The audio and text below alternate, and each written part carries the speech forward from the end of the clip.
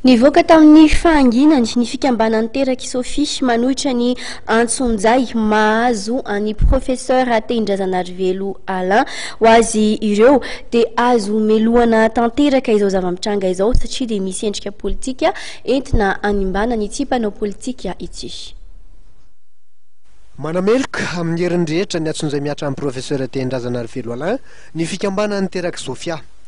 Nisy ny fanambarana ny tanteran'izy ireo io maran'io tetsetsiadana nahafahana nampiseho ny fanohanana ny filoha nasionaly ny antoko enina.